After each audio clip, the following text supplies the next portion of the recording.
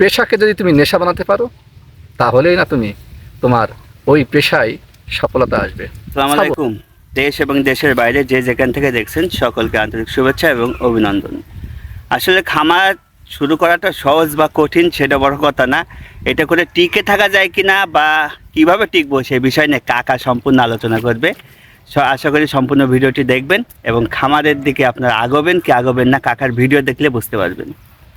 আসসালামু আলাইকুম সম্মানিত খামারি ভাইরা, যে যেখান থেকে দেখছেন সবাইকে শুভেচ্ছা এবং অভিনন্দন। আসলে একটা কথা আছে, what is the meaning of life? জীবনের মানে কি? আসলে জীবনের মানে তখনই খোঁজা যায় যখন আপনি নিদারুণ কোনো কষ্টে বা কোনো অভাবে থাকবেন, তখনই বুঝবেন জীবনের মানেটা কি। সাপোজ আপনার আজকে টাকা নেই, আপনি বুঝবেন টাকার কি দাম বা মূল্য। সাপোজ আপনার ভালোবাসা নেই, আপনি বুঝবেন যে ভালোবাসার কি মূল্য। ঠিক তেমনই জীবনের পর্দে পর্দে যেখানে আপনি ঠেকবেন সেখানেই আপনি শিখবেন যে ওই জিনিসটার কি মূল্য। যাই হোক, আমরা অপ্রাসঙ্গিক কথা দিকে বেশি না যে আসেন আমরা ছোটো আকারে আজকে শুনব যে আমার বকুল কাকা যে প্রশ্নটি করলো যে খামার শুরু করা সহজ না কঠিন, বা খামার টিকিয়ে রাখা কীভাবে যায় তা নিয়েই কথা বলবো। আসলে পৃথিবীর কোনো কাজই সহজ না, আবার পৃথিবীর কোনো কাজই কঠিন না। দুটা থেকে তিনটা জিনিস যদি আমরা সমন্বয় করতে পারি, কোনো সন্দেহ নেই সব কিছুই সহজ হয়। এক, পেশা এবং নেশা। আমি যখন ফরেস্টে পড়তাম আমার এক ম্যাডাম আমাকে বলেছিল, আজকে মনে পড়ছে, যে পেশাকে যদি তুমি নেশা বানাতে পারো তাহলেই না তুমি তোমার ওই পেশায় সফলতা আসবে। সাপোজ এই যে এখন বৈশাখ, খাখা রৌদ্র, কোনো মানুষ বাহিরে নেই, সবাই ঘরের মধ্যে এসি খুঁজতেছে। মাশাআল্লাহ, বকুল কাকার চুল উঠছে, এই যে এসিতে চুল উঠছে, তাই না? দুপুর 3টা বাজে, দুপুর অলমোস্ট 3টার কাছাকাছি, তাই না? আমাদের কাজ শেষ, এখন একটু বিনোদনে বসে আছে। এই যে আমি বোঝাচ্ছিলাম এটা, যে এটা আমার নেশা। হিরোইন যেমন আপনাকে আসক্ত করে, ঠিক কাজ আমাকে আসক্ত করে। আমাকে বাড়ির মধ্যে ঘুমোতে দেয় না, আমাকে রুমের মধ্যে ঘুমোতে দেয় না কাজ, আমাকে তাড়িয়ে নিয়ে বেড়ায় কাজ আমাকে।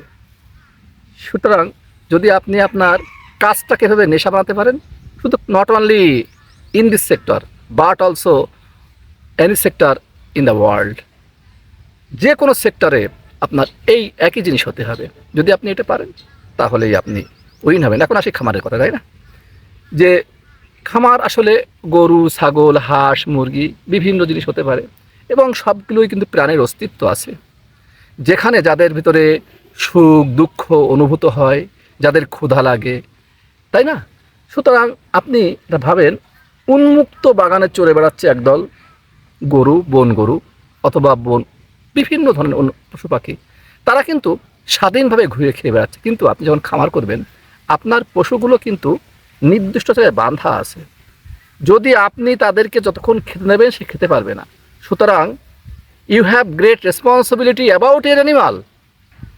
আপনার পশুর পরে আপনার অনেক দায়িত্ব, আপনাকে এই দায়িত্ব পালন করতে হবে। তার রোগ, তার জরা, সব কিছুর সাথে আপনাকে ইনভলভ হতে হবে। যদি আপনি এগুলো করতে পারেন, এক কথায় মাটির সাথে আপনার একটা নিবিড় সম্পর্ক তৈরি হতে হবে।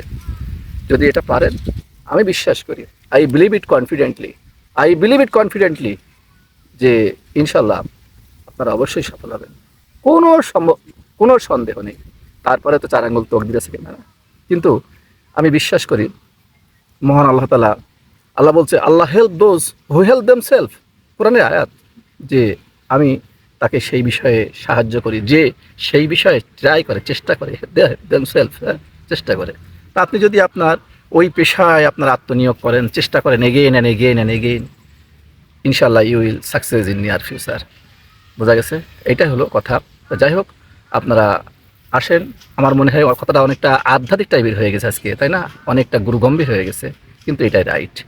আপনি যদি আপনার খামারে সময় দেন, আপনার খামারে পরিশ্রম করেন, নিজ হাতে কাজ করেন এবং সেখানে অধিক বেশি কনসেন্ট্রেশন, মনোসংযোগ করেন, ইনশাল্লাহ খামার আপনার দাঁড়াবেই, ইনশাল্লাহ দাঁড়াবেই। তাহলে পরিশেষে কি আসে? খামার শুরু করতে গেলে পরিশ্রম, খাদ্য ব্যবস্থা আর কি কাকা? ধৈর্য। ধৈর্য, এই 3টা থাকলে সফলতা ইনশাল্লাহ আস্তে আস্তে আসবে।